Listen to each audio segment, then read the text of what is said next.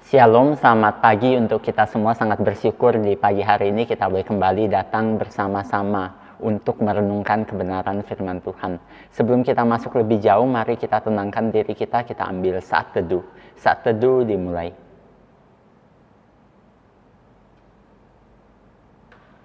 Saat teduh selesai. Saat ini kita mau bersama-sama, kita mau nyanyikan satu pujian, suarakan kebenaran.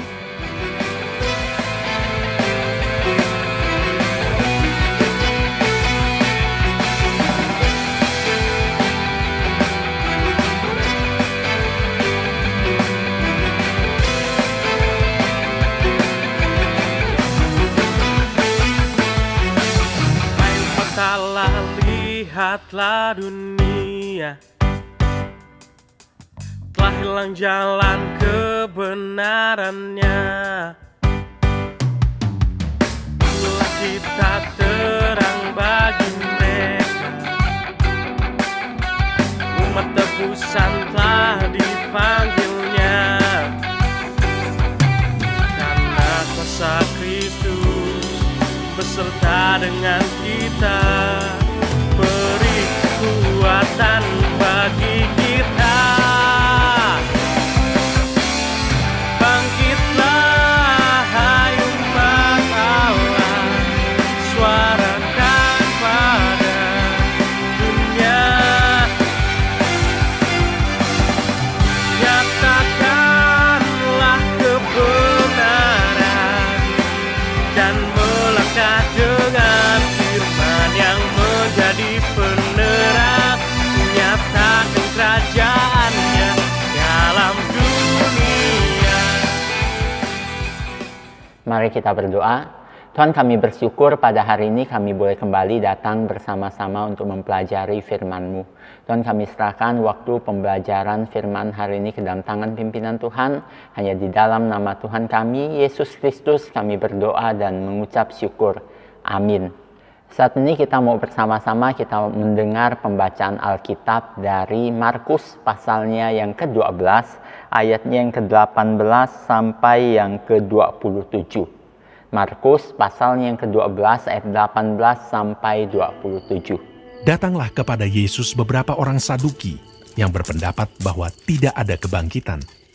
Mereka bertanya kepadanya, Guru, Musa menuliskan perintah ini untuk kita.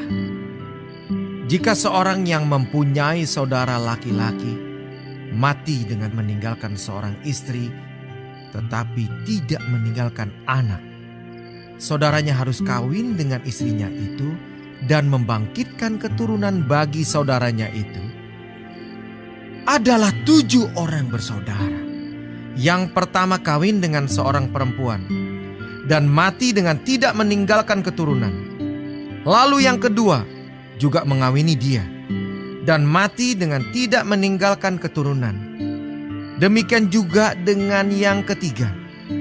Dan begitulah seterusnya. Ketujuhnya tidak meninggalkan keturunan.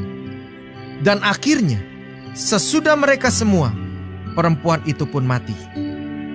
Pada hari kebangkitan, bila mana mereka bangkit, siapakah yang menjadi suami perempuan itu? Sebab ketujuhnya telah berisikan dia.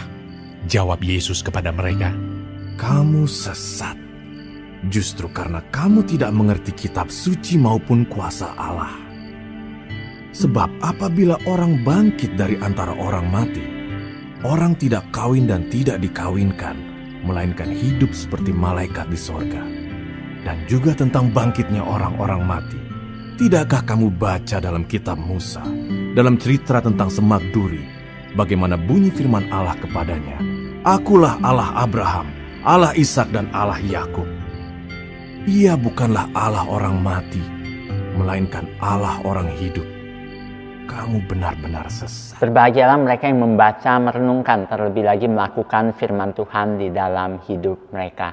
Nah, dalam pembacaan Alkitab tadi kita melihat bahwa orang-orang Saduki datang kepada Tuhan Yesus bertanya tentang kebangkitan. Siapa itu orang Saduki? Orang-orang Saduki adalah orang-orang elit yang ada pada masa itu. Mereka adalah para imam yang berpihak kepada pemerintah Roma. Mereka adalah orang yang menyampaikan perintah-perintah dari pemerintah Roma kepada rakyat pada waktu itu. Kenapa mereka dapat berkumpul? Ya tentu tidak terlepas dari yang kemarin. Devosi kemarin berkata bahwa mereka datang kepada Tuhan Yesus memberi satu pertanyaan, apakah boleh membayar pajak kepada pemerintah. Nah, kalau Tuhan Yesus berkata tidak boleh, maka orang-orang Saduki akan menangkap Tuhan Yesus. Namun pertanyaan kemarin gagal, sehingga orang Saduki maju dan memberi pertanyaan kepada Tuhan Yesus. Dan kita melihat satu sifat yang begitu luar biasa dari Tuhan Yesus. Dia tetap menjawab semua pertanyaan yang ada. Dan Tuhan Yesus tidak pandang bulu. Ketika ada yang salah, dia tetap berani menyatakan kebenaran itu. Dia bahkan berani berkata kepada orang-orang Saduki yang pada waktu itu derajatnya sangat tinggi, orang yang ada di bawah pemerintahan Roma dan orang-orang yang sangat berpendidikan pada waktu itu, dengan jawaban engkau sesat. Bahkan kata sesat itu muncul 2 kali. Kita dapat belajar satu hal yang begitu luar biasa dari Tuhan Yesus. Tetap berani menyatakan kebenaran. Ketika dia telah mengetahui kebenaran, dia menyatakan kebenaran itu.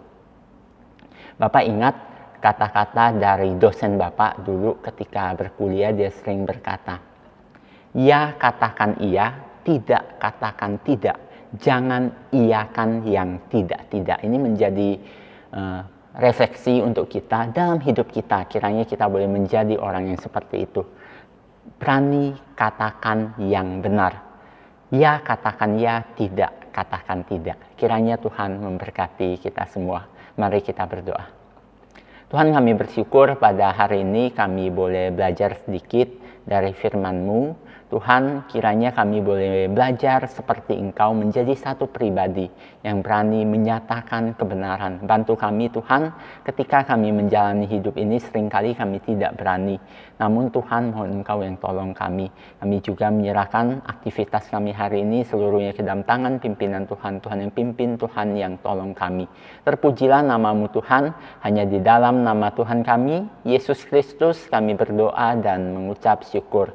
Amin. Devosi kita pagi ini selesai, kiranya Tuhan memberkati kita semua.